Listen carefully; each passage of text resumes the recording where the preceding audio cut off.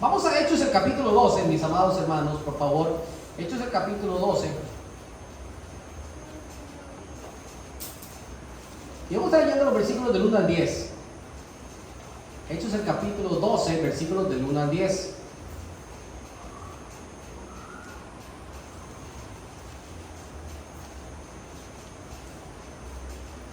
Si usted no tiene Biblia, acérquese a alguien con el que pueda compartir también la lectura. Hechos el capítulo 12, versículos del 1 al 10. Les ubico rápidamente en contexto. La iglesia estaba siendo esparcida. Había muerto ya Esteban, siendo apedreado.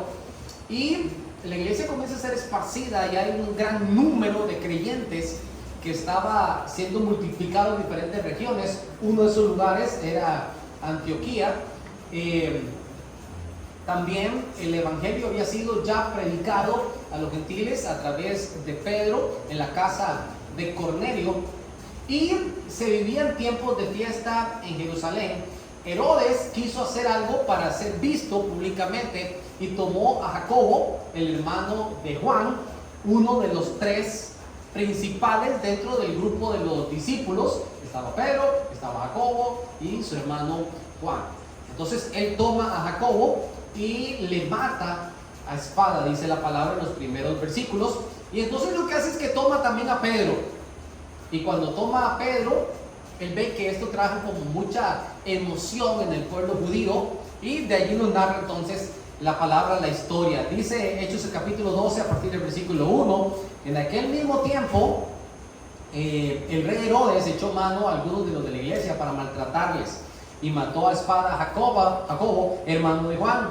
Y viendo que esto había agradado a los judíos, procedió a prender también a Pedro. Eran entonces los días de los panes sin levadura, y habiéndole tomado preso, le puso en la cárcel, entregándole a 4 grupos de 4 soldados cada uno, para que lo custodiasen, y se proponía sacarle al pueblo después de la Pascua. Así que Pedro estaba custodiado en la cárcel, pero la iglesia hacía, escucha esta frase, sin cesar oración a Dios por él. Y cuando Herodes le iba a sacar, dice el versículo 6, aquella misma noche estaba Pedro, ¿cómo? Durmiendo entre 2 soldados, sujeto con 2 cadenas, y los guardias delante de la puerta custodiaban la cárcel. Y he aquí que se presentó un ángel del Señor, y una luz resplandeció en la cárcel, y tocando a Pedro en el costado le despertó diciendo: levántate pronto. Y las cadenas se cayeron de las manos, se le cayeron. Le dijo el ángel: cíñete y átate las sandalias. Y lo hizo así. Y le dijo: envuélvete en tu manto y sígueme. Y saliendo le seguía, pero no sabía que era verdad lo que hacía el ángel, sino que pensaba que veía una visión. Dice el versículo 10: habiendo pasado la primera y la segunda guardia, llegaron a la puerta de hierro que daba a la ciudad, la cual se les abrió por sí misma. Y salidos, pasaron una calle, y luego el ángel se apartó de él. Dice el versículo 10. Acá estamos viendo una historia maravillosa, una historia sumamente bonita, de estas historias que nos recuerdan el poder que tiene la oración. Y cada vez que usted y yo leemos esto, este tipo de historias, debemos de recordar que cuando usted y yo estamos orando, no estamos perdiendo el tiempo. Estamos invirtiéndolo de la mejor manera posible. Usted y yo podemos perder el tiempo viendo televisión, ¿oyeron? Usted y yo estamos perdiendo el tiempo cuando estamos viendo series, cuando estamos con nuestro teléfono, cuando están los chicos jugando videojuegos. Están literalmente perdiendo el tiempo. Usted y yo podemos estar perdiendo el tiempo cuando estamos en conversaciones inadecuadas, cuando estamos hablando cosas que no tenemos que hablar. Estamos perdiendo el tiempo. Pero usted y yo, cuando estamos orando, jamás jamás estamos perdiendo el tiempo. Todo lo contrario, estamos aprovechándolo de la manera más sabia posible. Estamos invirtiendo el tiempo en lo mejor que podamos hacer. Entonces, aquí están sucediendo varias cosas. La primera, cuando las cosas se complican, mi amado hermano, cuando las cosas se complican, usted y yo tenemos que orar. Cuando las cosas se complican, usted y yo tenemos que aprender a orar. ¿Estaban las cosas complicadas en Jerusalén para aquellos días? Sí, estaban bastante complicadas, déjenme decirle. ¿Estaban las cosas complicadas para Pedro? Sí, y bastante. ¿Usted cree que Pedro no sabía que ya se acercaba el día de la Pascua? Claro que sabía. Y cuando dice la Escritura que Herodes estaba esperando el día de la Pascua para sacarle, que pasara la fiesta de la Pascua para sacarle, era para hacer o presentarlo públicamente a la gente para decir, ¿qué hacemos con este? Y obviamente la idea era hacer lo mismo que hicieron con Jacobo. Las cosas no estaban fáciles. De hecho, dice la Escritura que él procedió a prender a Pedro. Y esta idea de que procedió a prender a Pedro, lo que está diciendo es algo muy similar a lo que sucedió en los tiempos de Daniel. Dice la Escritura en el libro de Daniel que cuando Daniel supo, en el capítulo 6, supo que había sido firmado el edicto, lo primero que hizo fue ir a descender a su recámara, abrir las ventanas que daban hacia Jerusalén, doblar sus rodillas y orar 3 veces como lo solía hacer antes. Cuando Pedro es prendido, en este caso por Herodes, era prácticamente lo mismo que haber dicho, se acaba de firmar la sentencia de muerte de Pedro. ¿La iglesia lo sabía o no lo sabía la iglesia? Sí, la iglesia lo sabía. ¿Lo sabía Pedro o no lo sabía Pedro? Sí lo sabía. Ya habían matado a Jacobo y las cosas estaban, como le digo, efervescentes. La gente quería más. Literalmente lo que salvó a Pedro durante esos días eran las fiestas.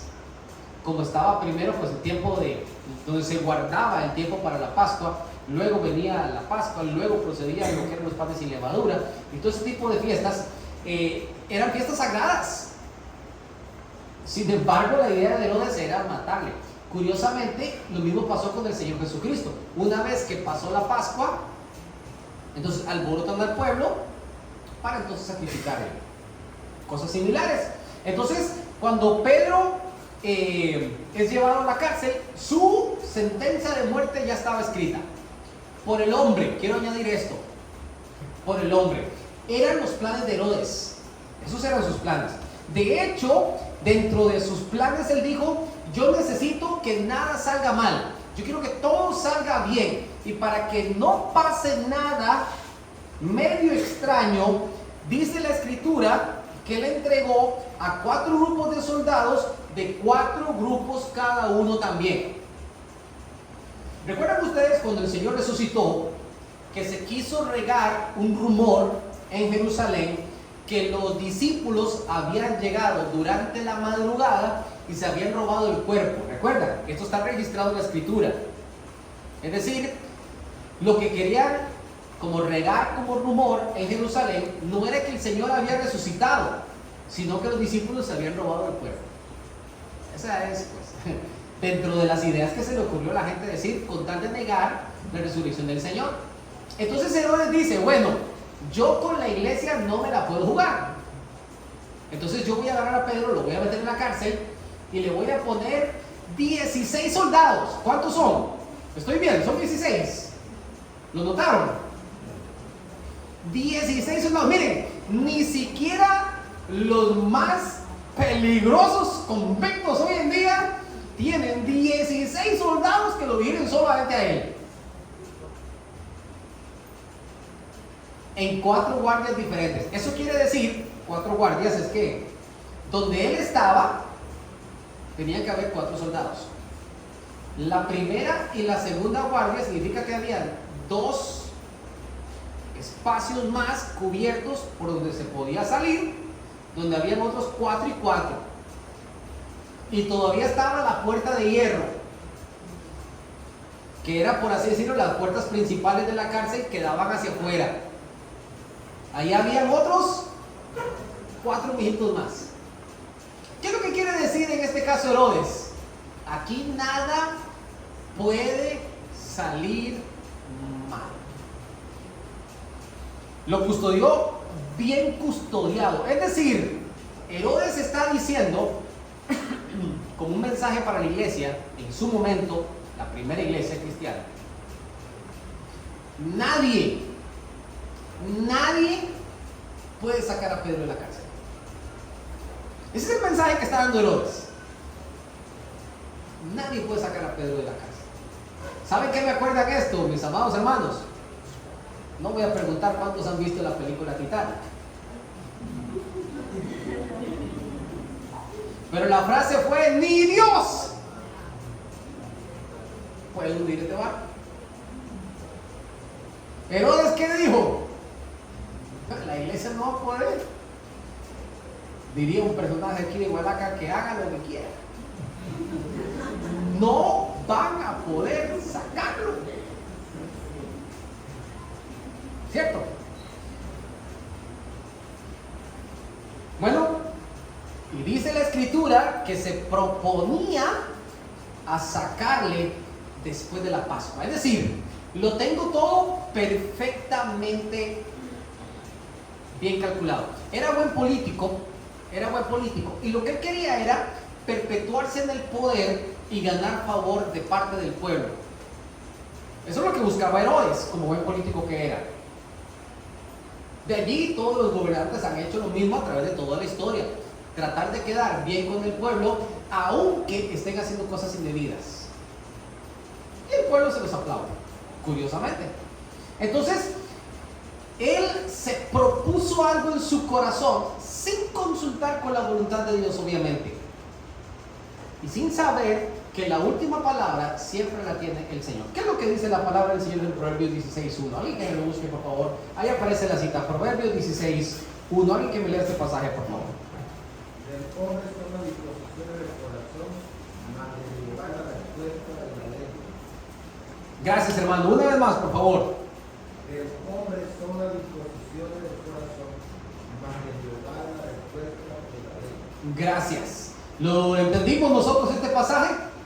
El hombre puede disponer, el hombre puede planificar.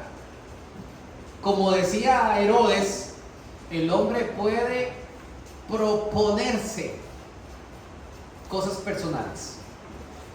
Dice el libro de Santiago que usted y yo no deberíamos de decir: mañana haremos y volveremos y tendremos y negociaremos y... No. Nosotros lo que debemos de decir es: si Dios quiere, mañana iremos y vamos a ver cómo nos va. ¿Cierto? Si Dios quiere. ¿Por qué? Porque el hombre propone en su corazón, pero la respuesta de la lengua, ¿de quién es? Es del Señor. Dios dice: esto va, y esto otro no va. Brinque, patalee, llore. Lo que Dios dice sí, eso se hará. Lo que Dios dice no, no hay fuerza humana que lo pueda detener. Del Señor es la respuesta de la lengua. Él se lo propuso. Esos fueron sus planes. Pero Dios es perfecto en trastornar los planes de los malvados. Escúchame esto: Dios es experto en trastornar los propósitos malvados.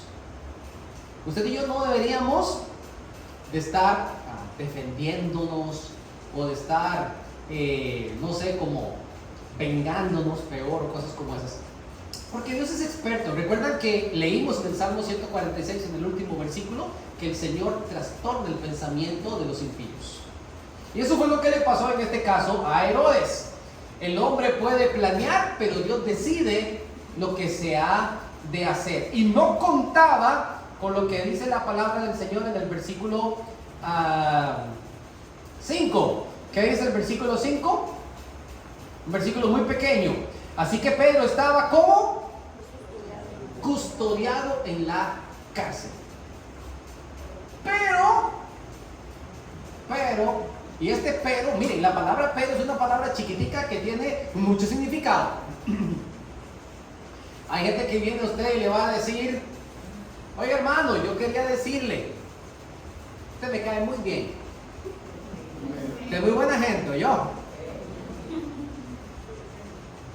Pero, y desde que dicen el pero, usted tiene que poner atención. Aquí algo está pasando. Pero Herodes no sabía que había un ejército que estaba de rodillas. Y no eran 16. ¿Quién sabe cuántos eran?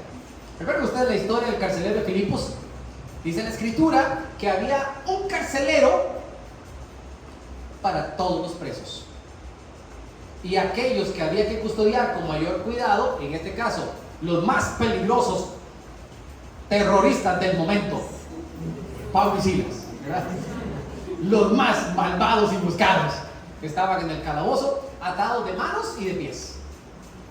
Así mismito, ¿cómo estaba Pedrito?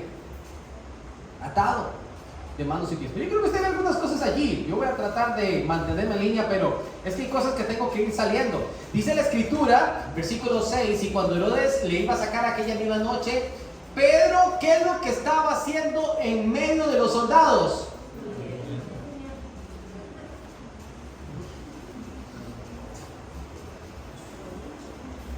Vamos a suponer que usted es Pedro.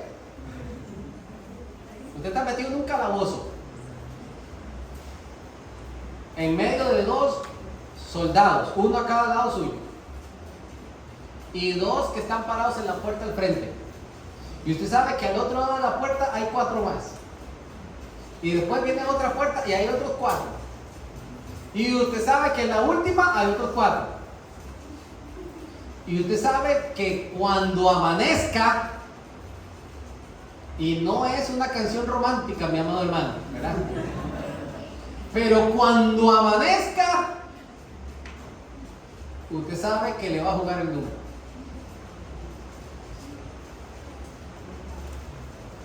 Usted pudiera estar durmiendo, usted pudiera estar tranquilo, porque para dormir, ¿qué se necesita? Paz. Si usted no tiene paz, usted no la pega en toda la noche, mi amado hermano. A mí me da risa leer, porque cuando usted lee, usted tiene que imaginar. Si no, mejor ni lea. Y dice que Pedro estaba durmiendo entre 2 soldados. Eso quiere decir, ¿verdad? Échate un poquito para acá. Venga. ¿Y tú ves? Échate un poquito para acá. Y ahí estaban los 3 dormiditos, oiga. Dormiditos, uno encima del otro, ahí, ¿ves? Como cuando vienen los jóvenes de la playa en el bus. De eso hay fotos e historias.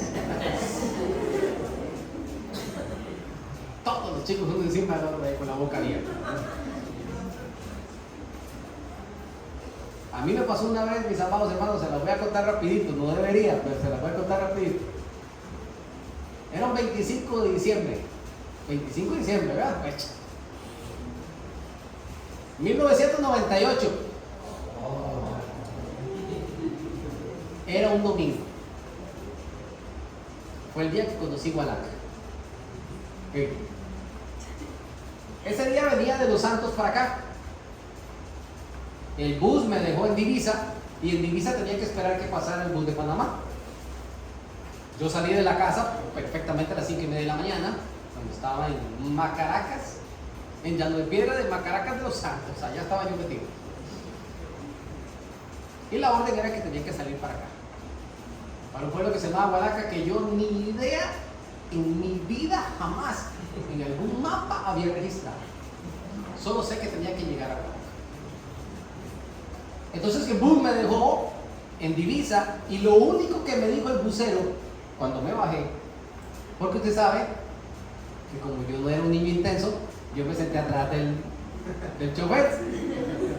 Acuérdense que tiene que dejarme en Divisa. Y ahora me dice dónde es que se coge el bus que va para Chiriquí. Entonces eso lo tenía anotadito. Y no había celular. Lo tenía anotadito. Entonces recuerdo que me dejó en Divisa y la única indicación que me dijo fue: párese ahí y no se mueva. Porque hoy es 25 de diciembre. Y si acaso pasará un bus, si no es que ya pasó, detrás vendrá otro y si no tienes que esperar hasta la noche que pase el último. Ese es el consejo que les doy, me dijo el muchacho. Así que yo me bajé a las 11 de la mañana, había un sol radiante como sol aquí en Panamá, yo había sentido, ¿verdad? Y como un soldadito parado en el sol, esperando en Divisa que no había ni caseta, a las 11 de la mañana. Me dieron la 1 de la tarde, paradito como un soldado. Oiga, al frente, había un restaurantito chiquitico. Y yo deseaba cruzar la calle, podría tomarme como unas 8 horas, ¿verdad? Y almorzar. Y no podía moverme porque me daba miedo cruzar la calle y que pasara el bus. Y como yo he sido un niño obediente toda la vida, me dijeron: no se mueva de ahí. ¿Usted sabe? Yo creo que yo hubiera podido almorzar como 3 veces. Bueno. Lo cierto del caso es que pasada la 1 de la tarde, 1:30 quizás, yo veo que viene un bus grandote y yo digo: este va a ser, cuando veo Panamá David. Yo le hice todas las señas a ese bus posibles y yo no lo vi con ganas de parar. Yo agarré la maleta y yo me paré como diciendo: para, por favor. Y gracias a Dios se detuvo. Ese bus iba no lleno, iba repleto. Y por eso es que no quería parar. Pero gracias a Dios paró. Cuando yo me monté, el muchacho me quitó la maleta, la puso abajo. Y fui y me paré. Todo el mundo encima uno del otro así, el bus repleto, y todavía seguía parando en más lugares. Y recuerdo que por primera vez le puse atención a una película que estaban poniendo allí y el aire acondicionado comenzó a hacer efecto en mí mientras yo veía la película. Y en medio de 2 personas que también estaban paradas viendo la película, me dormí. Paradito como un soldado. La primera vez en mi vida que me he dormido parado. Si se puede, oye, si se puede. Yo pensé que no se podía, pero sí se puede. Sí se puede. Los frenazos me recordaban que iba en un bus, ¿oyeron? No tengo esa agilidad que tienen los vendedores de chicles en los buses, ¿verdad? Que no importa si frena o no, ellos se mantienen ahí de pie. Así estaba Pedro, en medio de 2 personas, bien dormido. Por el contexto del pasaje, usted y yo podemos asumir que era después de la medianoche. No tenemos una referencia, no hay una hora específica, la escritura no lo dice, pero nosotros podemos suponer que ya había pasado la medianoche, y lo podemos suponer por la profundidad del sueño que tenían estas personas allí, cuando entonces se presenta el ángel del Señor. Aquí están pasando muchas cosas interesantes. Entonces, lo primero que dijimos, cuando las cosas se complican, ¿qué tenemos que hacer? Orar, porque humanamente hablando, a veces las cosas parecen imposibles, pero tenemos un Dios que es absolutamente poderoso. No quiero decir con esto que solamente se ora cuando las cosas están complicadas. Ya hemos aprendido que tiene que ser constante, que debe ser intenso y que tiene que ser con fe. Pero sobre todo cuando las cosas usted no le ve norte, comience a orar. Número 2, mientras estamos orando, mientras se ora, crea esto que le voy a decir. Dios envía su ángel. Dios envía su ángel. Esto no es algo que lo digo porque poéticamente se escucha muy bonito. No quiero decir que Dios envía a su ángel como para que nosotros tengamos algún efecto espiritual en nuestra mente, ni para manipular el ambiente y decir que Dios envía a sus ángeles cuando usted y yo estamos orando. Lo digo porque es lo que la palabra del Señor nos está diciendo en el momento. Dios envía su ángel. Alguien que me busque, por favor, Daniel 9:23, por favor. Daniel 9:23. ¿Qué dice la escritura en Daniel 9:23?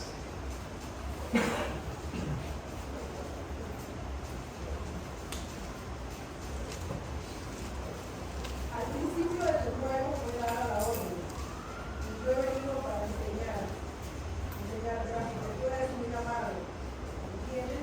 Pues la orden entiende la misión. Muy bien. ¿De quién está hablando y con quién está hablando? Esta es una conversación entre Daniel, un ángel, y está hablando de Dios Padre. Desde el principio de tus ruegos, dice la escritura, fue dada la orden, está diciendo el ángel, y yo he venido a ti para hacértelo saber, porque eres muy amado. Cuando la iglesia está orando, cuando usted y yo estamos orando, espiritualmente están pasando cosas que nosotros no podemos percibir. Usted y yo no sabemos lo que está pasando a nuestro alrededor. Y eso es lo que sucedió a partir de los versículos del 6 al 10. Cuando Pedro está profundamente dormido, la iglesia, ¿qué está haciendo? Orando. Déjeme decirle que la iglesia estaba en vigilia. La iglesia estaba en vigilia. Normalmente, un día común y corriente, mi amado hermano, bueno, todavía es temprano, pero normalmente, después de las 11 de la noche, 11:30 algunos, todos los que estamos acá, normalmente estamos dormiditos. Ni Pedro, dormiditos. Pero afuera están pasando un montón de cosas. Y es allí donde la iglesia tiene que acostumbrarse a estar orando.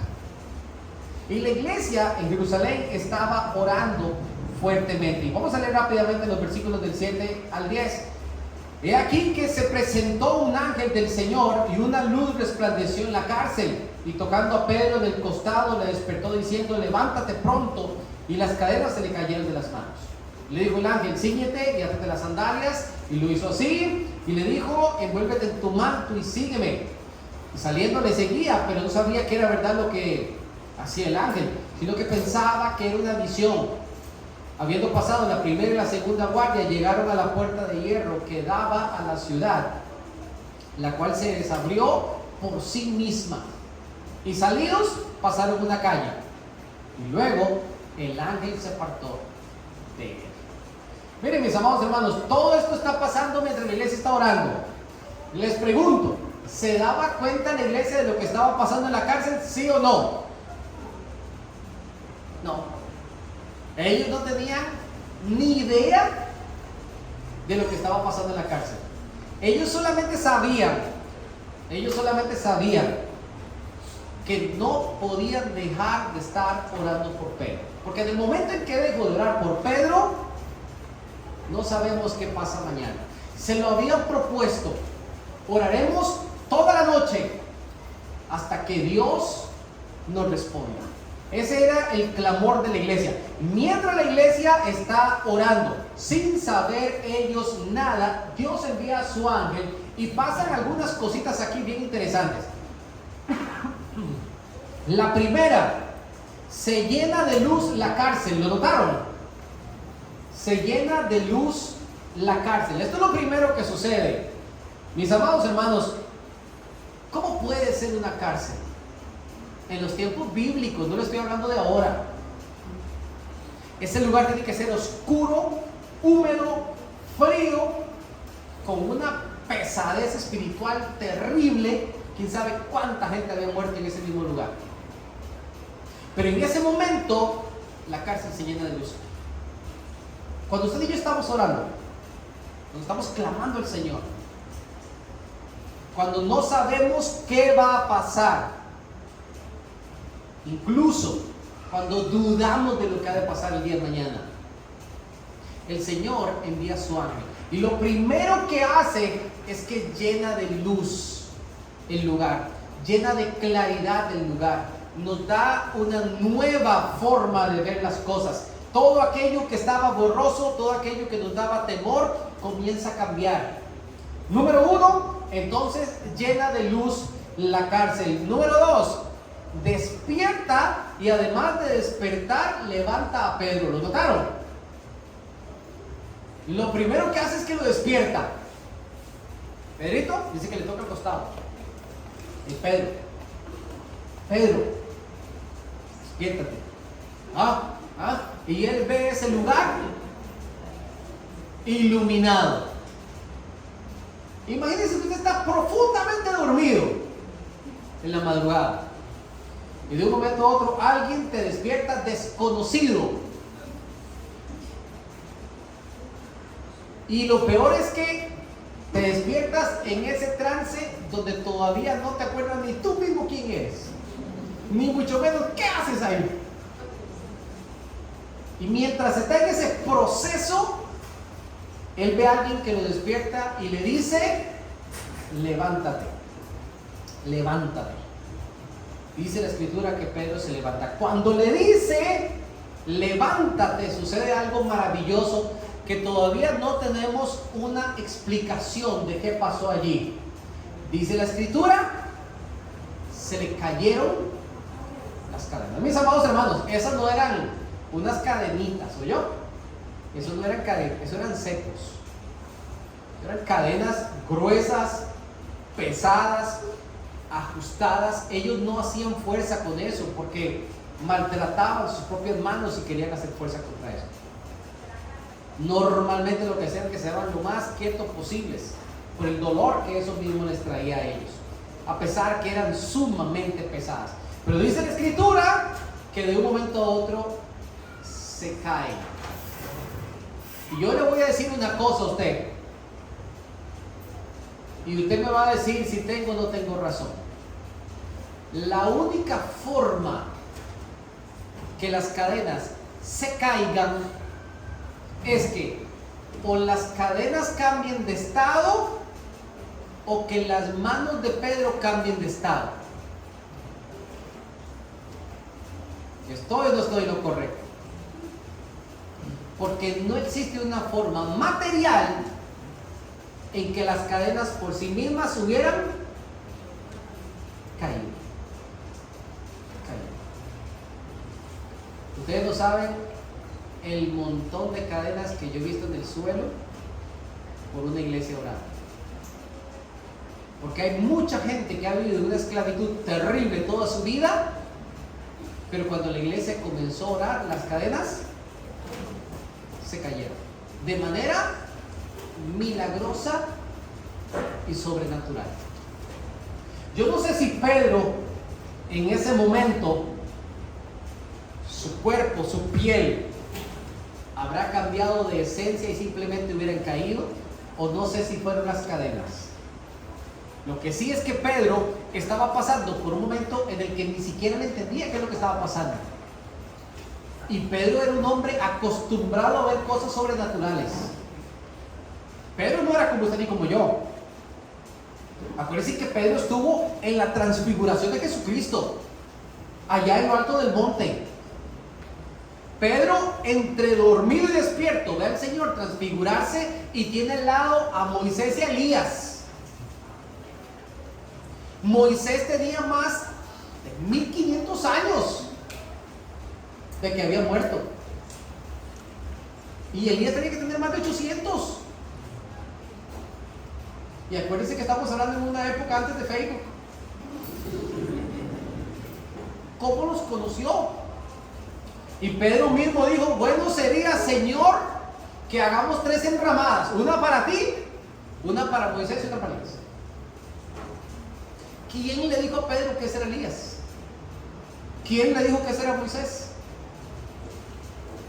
Pero él los vio con sus ojos y los reconoció. Pedro fue el mismo que aquella noche de la tempestad, mientras los demás discípulos clamaban y decían, ay, ojalá apareciera el Señor para que nos saque de este momento. Cuando ven llegar al Señor, fue uno de los que dijo, es un fantasma, porque se les olvidó lo que estaban pidiendo. Y entonces Pedro fue el único que se le ocurre decir, bueno, si tú eres el Cristo, manda que yo vaya caminando también sobre las aguas. Y este que creyó que el Señor le iba a decir, no, quédate tú ahí, venga, venga. Y Pedro, que era un poquito intenso, se bajó de la barca y comenzó a caminar sobre el agua, mis amados hermanos. En una situación muy similar como esta, yo le apuesto que Pedro iba caminando y por un momento él dijo, yo vengo caminando, porque ni él mismo creía lo que estaba pasando allí. Y cuando entendió que lo que estaba pasando era algo que normalmente no va a pasar, comenzó a hundirse. Comenzó a hundirse. Pedro no era un hombre común y corriente, mi amado hermano. Pedro no era un hombre común y corriente. A Pedro el Espíritu Santo de Dios le hablaba. El Espíritu le dijo un día, semanas antes, mata y come. Le dijo, desciende, porque han venido unos hombres de Jope que vienen a buscarte, anda sin miedo, anda con ellos. Desciende con confianza. Y él descendió y allí estaban los hombres que venían de parte de Cornelio. Pero Pedro todavía en ese momento se le caen las cadenas y él todavía no está clarito si lo que estoy viviendo es un sueño, una visión, o si será de verdad, verdad lo que yo estoy pasando. Y no lo culpo, mi amado hermano, no lo culpo. Dice la Escritura que entonces el ángel le da ciertas órdenes a Pedro. Esto es algo interesante. Cuando usted y yo estamos orando, créame que Dios va a comenzar a darnos ciertas órdenes a nosotros. Y dentro de estas órdenes que Él nos da, usted y yo tenemos que ser sensibles a escuchar la voz del Señor. Por más sencillo que sea lo que Él nos está pidiendo. Porque lo que le dice es, levántate, número 1, ponte las sandalias. El ángel es como un buen papá. Yo le paso diciendo a mis hijos, póngase el sandalias. ¿Por qué le dice póngase las sandalias? Porque usted no se va a quedar allí. Y cuando le dice cíñete, le está diciendo póngase la ropa. Como cuando a usted le dicen, oiga, cámbiese que vamos a salir. Qué felicidad, ¿verdad? Cuando le dicen, cámbiese que vamos a salir. Y no se olvide del manto, póngase el manto, porque afuera está haciendo frío. Aquí en el medio de los soldados no te da tanto frío, pero espere que salgamos allá afuera para que usted vea. Y dice la Escritura que Pedro lo hizo mientras veía a los soldados dormirse. Y dice la Escritura que pasaron la primera y la segunda guardia. Le pregunto, ¿cómo la pasaron? Le doy 2 explicaciones. O los barrotes cambiaron de estado, o Pedro cambió de estado. Usted elija. ¿Tengo o no tengo razón? Mi amado hermano, cuando usted y yo estamos orando, Dios tiene la capacidad de hacer cosas que no pueden pasar, hace que pasen. Pero humanamente hablando, no pueden pasar. ¿Oyeron? No pueden pasar. Pero Dios hace que pase. Como para que usted pase como si nada por el medio de una verja y aquí no ha pasado nada. Le da ciertas órdenes. Incluso cuando llegan a la última puerta, que es la puerta de hierro, esta me sorprende todavía más. Ya las otras las había pasado de manera sobrenatural. Pero miren lo que dice la escritura. La puerta se abrió por sí misma. De allí sacaron las ideas que tienen hoy en día en los malls, que usted llegue cuando usted está cerca, el sensor de proximidad hace que la puerta se abra por sí misma. De ahí lo sacaron. Eso no es una idea nueva, eso es algo viejo. La primera puerta electrónica estaba ya en aquella cárcel allá en Jerusalén. Y la estrenó Pedro. Y les pregunto, ¿cómo suena una puerta gigante de hierro cuando se abre? Dígame, equipo, ¿cómo tiene que sonar eso? Les pregunto. ¿Usted cree que es para que 16 guardias que habían allí no se dieran cuenta? Esa puerta hacía un escándalo, mi amado hermano. Solamente quitar ese borrote ahí, ¡plap! Y eso que comienza a abrirse esa puerta ahí. Bien lubricada la ruedita, me imagino.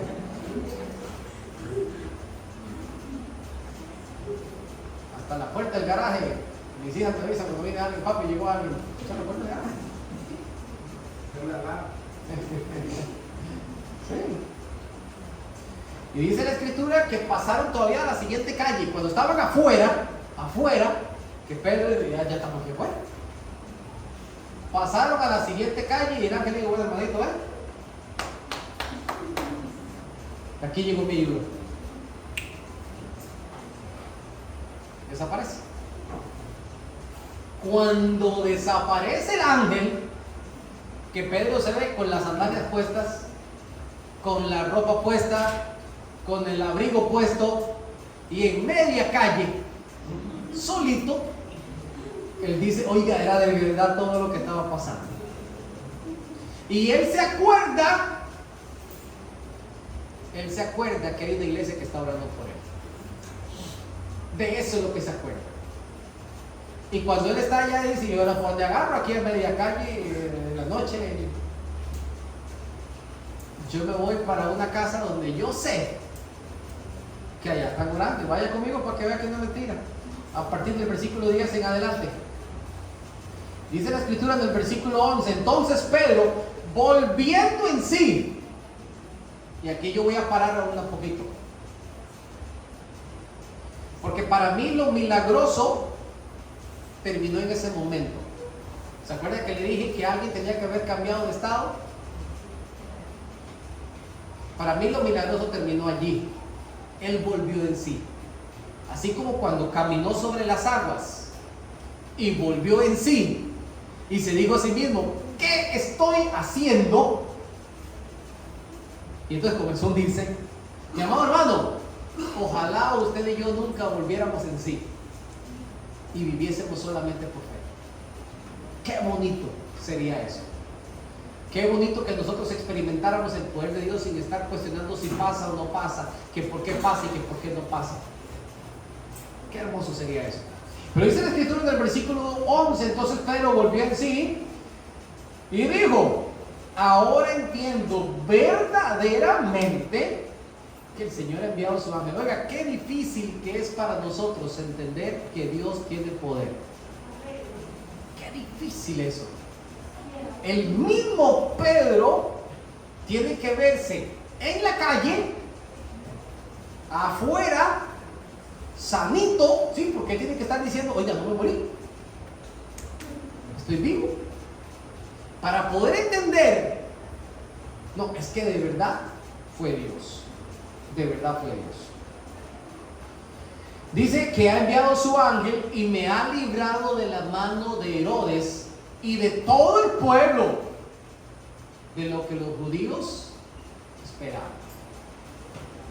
En pocas palabras, les arruiné la fiesta a todo el mundo. Esto lo logró únicamente una iglesia. Dice el versículo 12, Y habiendo considerado esto, lo analizó, se fue para una casa y llegó a la casa de María, la madre de Juan, el que tenía por sobrenombre Marcos, donde muchos estaban reunidos orando. Es muy probable que hubieran diferentes lugares donde la gente estaba orando. Esto es muy probable.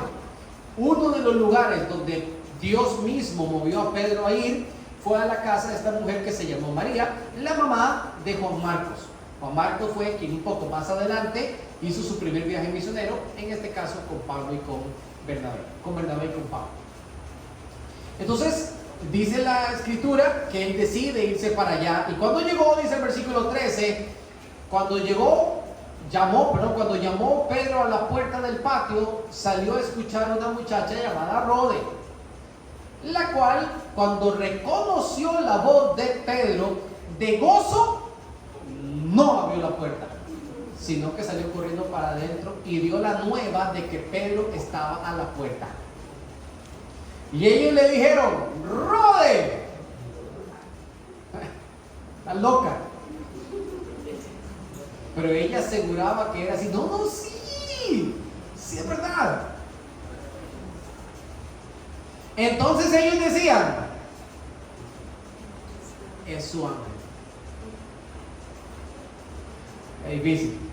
Mas Pedro persistía en llamar, oye, estaba afuera. Y cuando abrieron y le vieron, se quedaron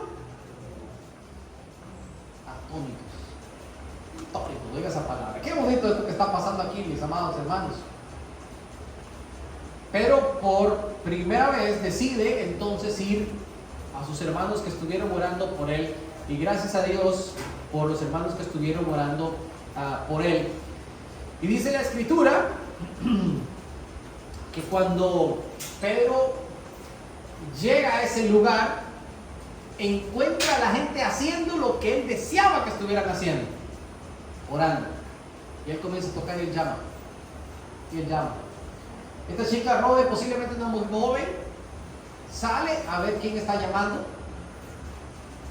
Y la iglesia está escondida, posiblemente.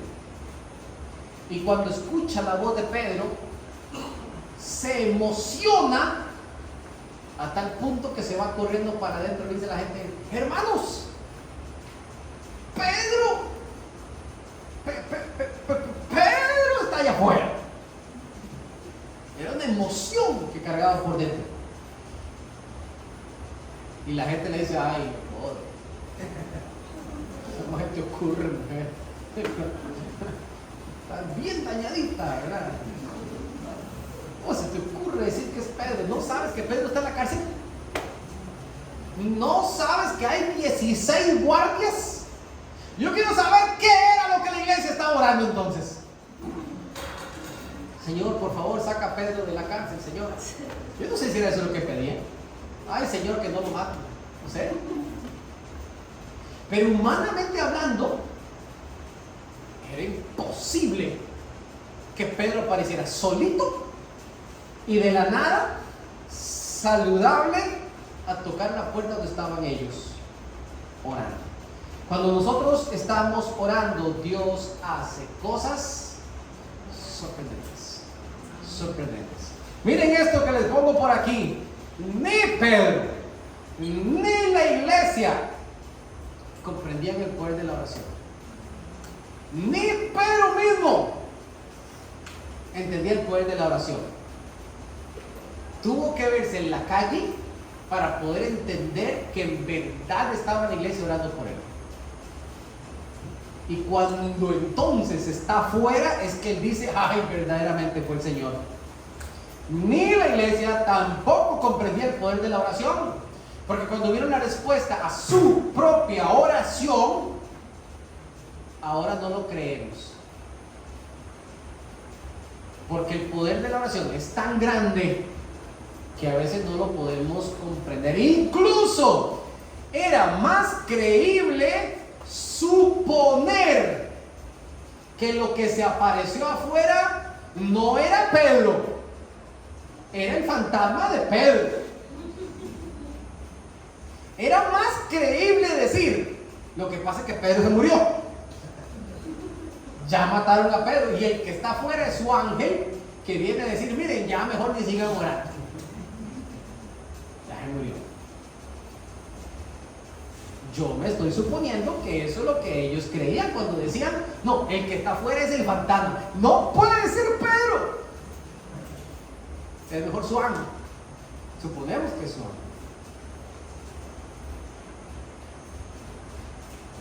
Y por último, cuando nosotros estamos orando, es muy probable que podamos quedar atónitos. Cuando la iglesia está orando, es muy probable que quedemos atónitos cuando veamos cosas maravillosas.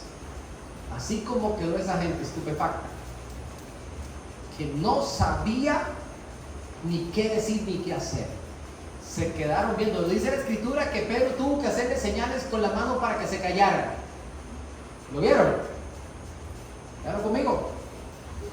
Versículo 17. Pero él, haciéndoles con la mano señal de que se callasen, les contó cómo el Señor lo había sacado de la cárcel. Y dijo, haced saber de esto Jacobo. No es Jacobo el que acaban de matar, es de Jacobo, el medio hermano del Señor Jesús. Y a los hermanos. Y salió y se fue a otro lugar. Él sabía que no se podía quedar en Jerusalén. Y se fue de allí. Dicho sea de paso, dice la escritura que el día siguiente hubo un alboroto en la ciudad de cómo es posible que Pedro se escapara. De hecho, los 16 soldados murieron. Todos los soldados los mandaron a matar, porque era inaceptable lo que pasó. Para Herodes era algo imperdonable que se les hubiera escapado, y ellos no tenían forma de dar una explicación.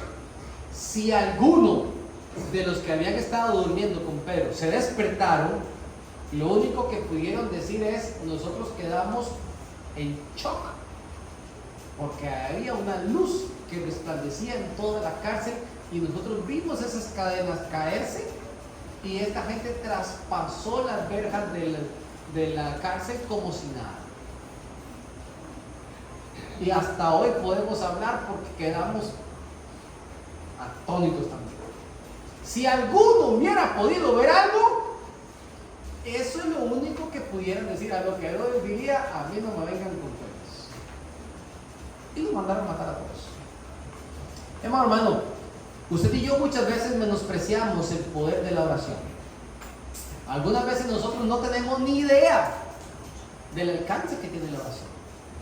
Y le repito, muchas veces pensamos que estamos perdiendo el tiempo, pero la oración tiene poder. Quiero que terminemos leyendo este pasaje de Efesios, el capítulo 3, Efesios 3:20. Es un pasaje muy, muy hermoso. Efesios 3:20.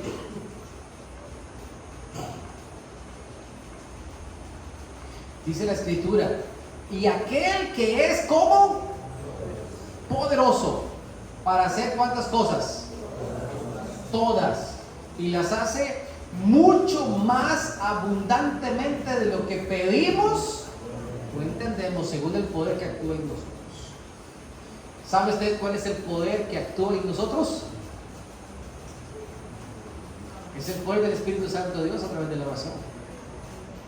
Usted y yo tenemos un poder que actúa en nosotros de manera poderosa y que muchas veces lo tenemos por ahí guardadito. Cuando nosotros éramos niños, veíamos aquellas historias tal vez cómicas, como por ejemplo Mazinger Z, daban aquel castillo de Grayskull, ¿se acuerdan? De He-Man. No sé si alguno de mis contemporáneos se acordarán de esos personajes.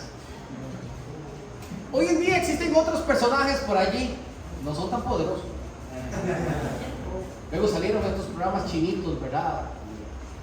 De Goku y toda esta gente, caballeros de no sé dónde, ¿verdad? Y normalmente estos superhéroes siempre tenían algún poder oculto que lo sacaban en el momento en que la cosa estaba cabeza abajo. Cuando veíamos a Mazinger Z ya caído, de un momento a otro sacaba un viento huracanado, otro sacaba un rayo de los ojos que le salía por ahí, ¿verdad? Y vencía a los enemigos. usted y yo también tenemos un poder ahí guardadito. Y le voy a dar una mala noticia, no lo estamos usando. No lo estamos usando. Pero cuando aprendamos a usarlo, quiero tal hombre la jenquillama, cuando aprendamos a usarlo, nos vamos a dar cuenta de aquel que es poderoso y que actúa en nosotros de manera poderosa, mucho más allá de lo que pedimos en oración o lo que logramos entender, como le pasó a la primera iglesia. Que el Señor nos ayude, mis amados hermanos, en verdad. El Señor nos ayude. Acompáñenme en oración, dígale: Padre, necesitamos en verdad esforzarnos en oración. Sabemos que lo que vivimos como sociedad hoy en día no lo hace ni algo popular, ni lo hace algo interesante siquiera. Estamos rodeados de tantísima tecnología, estamos rodeados de tantas cosas por hacer que nos entretienen y nos hace olvidar lo grande que es tu poder, Señor. Nos hace olvidar tu poder, tu grandeza, nos hace olvidar, oh Dios, que tú tienes el control de todas las cosas. Y lo peor, olvidamos tomar tiempo para ti, Señor. Hoy yo te ruego en el nombre de Jesús que asumamos el mismo rol que asumió la primera iglesia allá en Jerusalén cuando intercedían por Pedro, Señor. Y que así como ellos quedaron atónitos, nosotros también quedemos atónitos. Que entendamos que cuando estamos en vigilia, ayunando y orando, hay cosas maravillosas que están sucediendo y no tenemos ni que verlas ni que entenderlas, simplemente tenemos que dejar que pasen, Dios, porque tú estás obrando de manera maravillosa. El salmista decía: queremos contemplar tu poder y tu gloria, así como te he mirado en el santuario. De la misma manera también nosotros te lo pedimos. Agradecemos, Señor, por todo lo que tú nos das, todo lo que tú haces. En el poderoso nombre de Jesús. Amén. Mis amados hermanos, ¿qué dice el Salmo 55:1?